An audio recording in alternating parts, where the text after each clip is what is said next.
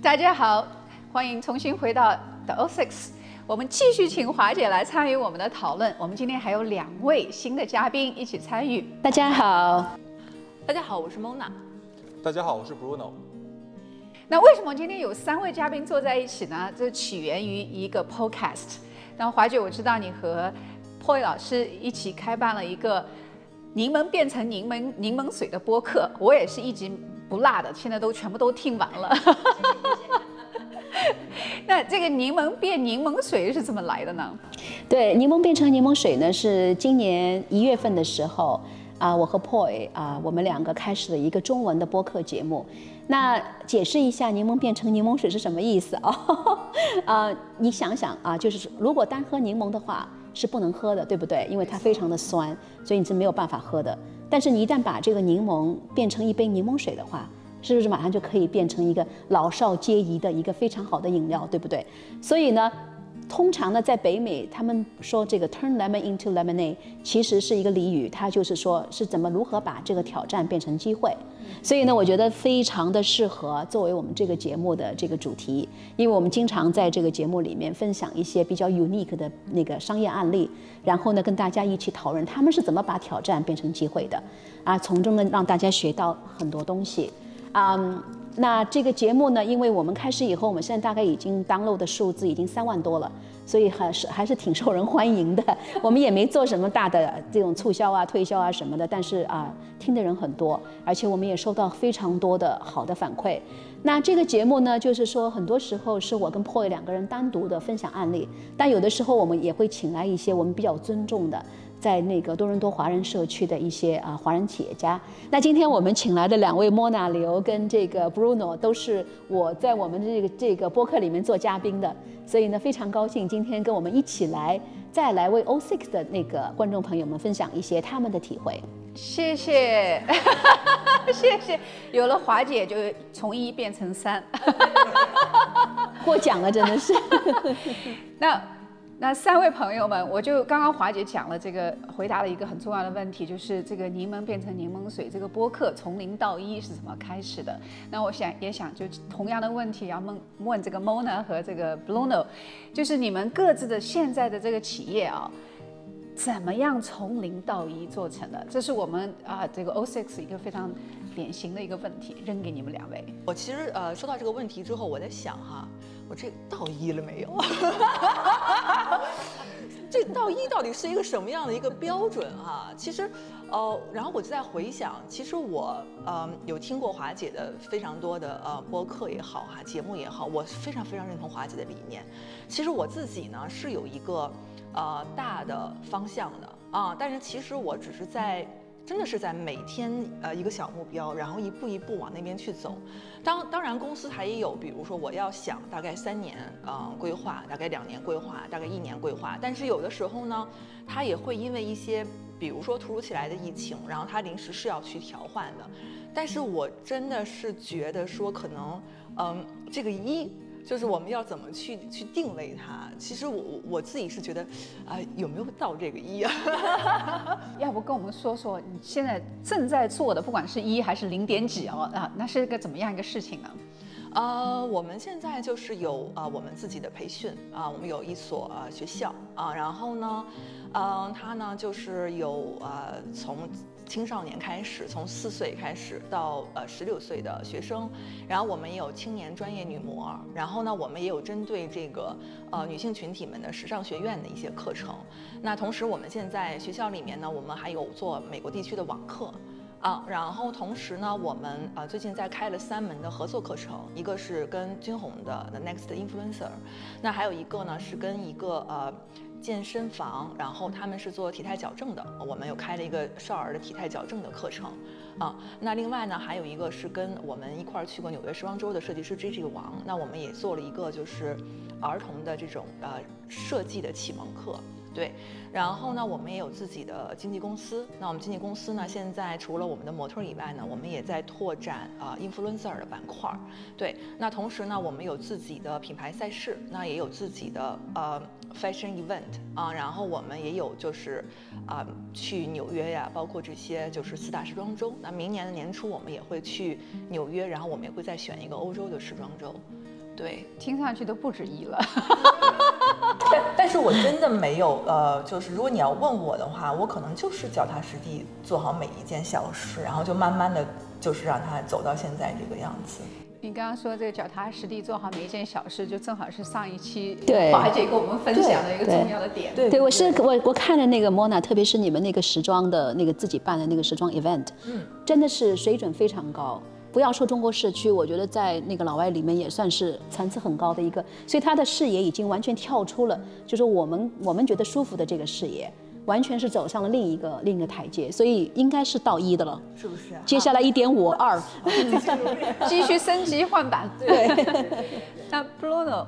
你是做零售的，特别是经历过这个疫情的寒冬。是的，疫情这几年真的挺不容易的。那我们是做就是中国知名品牌慕斯的一个慕斯家居的一个海外出海，然后落地多伦多。其实我跟Mona 也是想的一样的问题，是0到1。每个人的对1的定位其实都非常不一样的。有些人可能觉得 ，OK， 我把这个店开起来了，今天开业了，哎，1，对吧？但是其实对于我来说，我觉得1起码就是你能在加拿大就是站稳脚跟，然后等于说其实不用再追加投资。然后我觉得对于我来说哈，这是一个1的开始。那我觉得对于中国的一些品牌出海来说，最重要从0到1最重要，我觉得有3点。第一就是你的一个品牌的一个定位，以及如何你去做这个本地加拿大市场的一个宣传。对于我们慕斯家居来说我们做的就是中高端，但低端的产品我们是绝对不会去碰的，也绝对不会去想的。然后与此同时，我们的一个宣传策略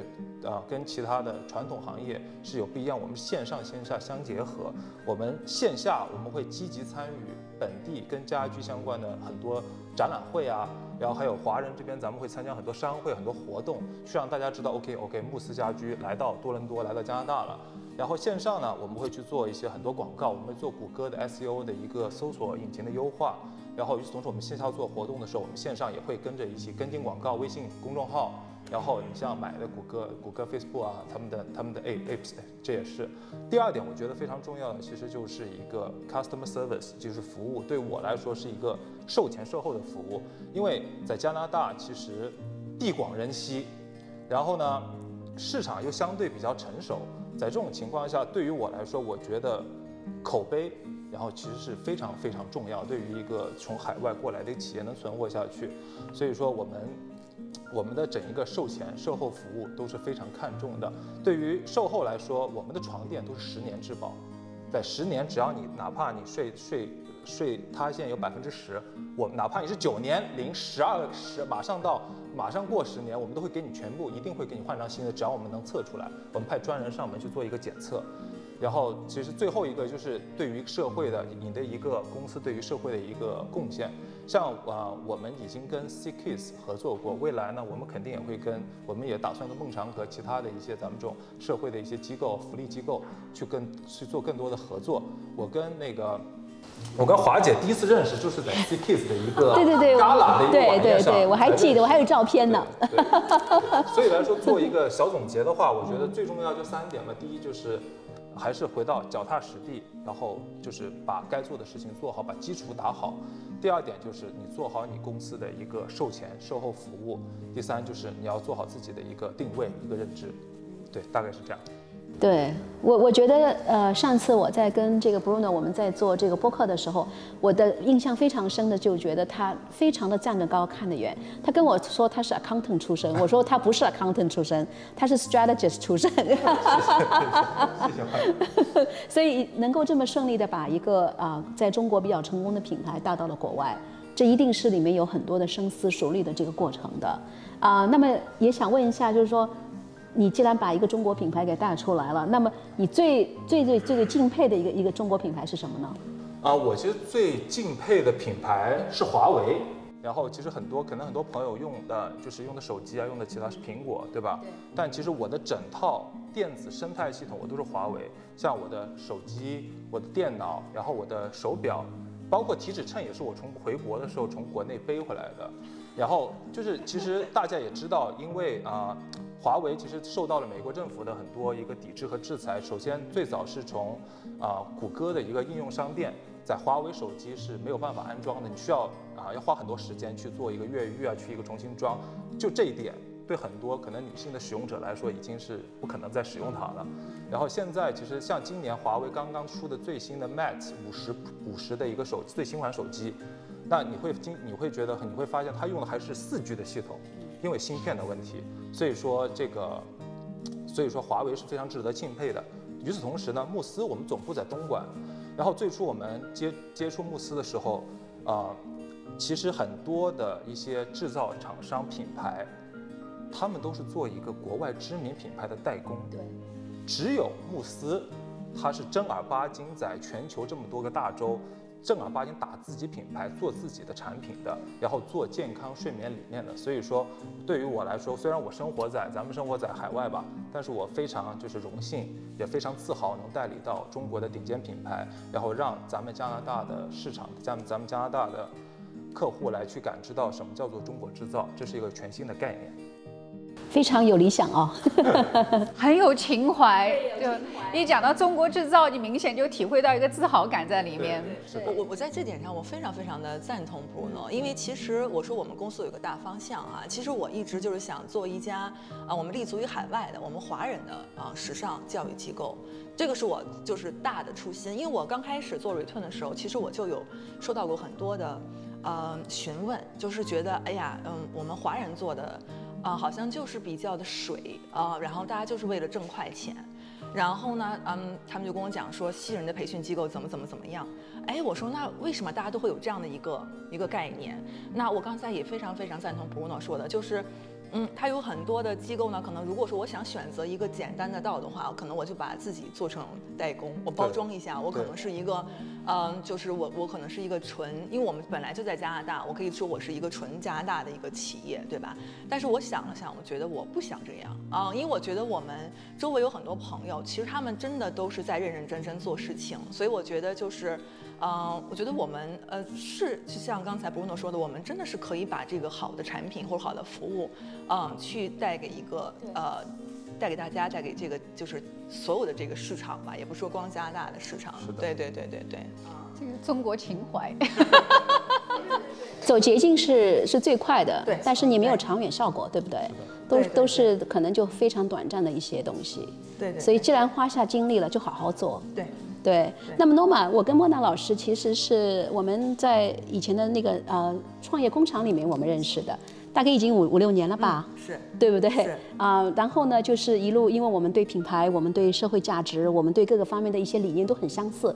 所以我们的关系也越走越近。是。我们是互相尊重，真的是互相尊重、互相欣赏，应该这么说。然后呢，今年我们播客开始以后，你也来了2期，他是唯一一个上2期的一个嘉宾。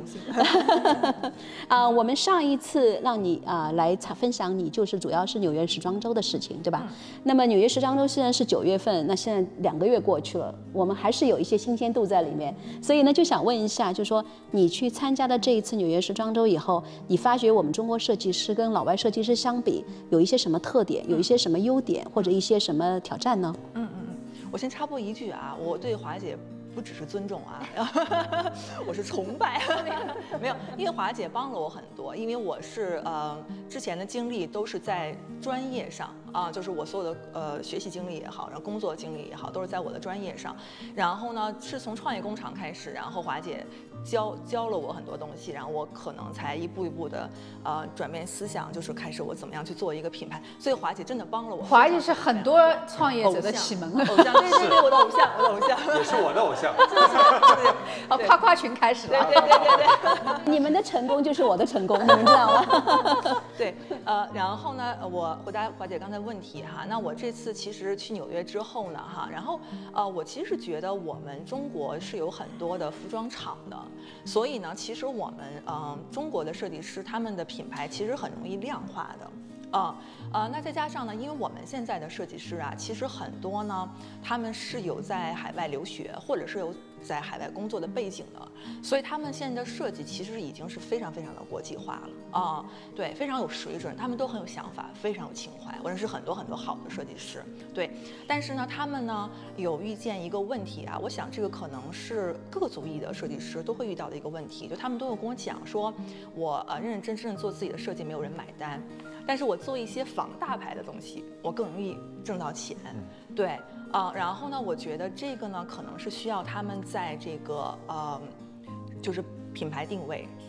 或者是市场营销方面去想想办法。对，我觉得这个可能要请教我的偶像，华姐是专家。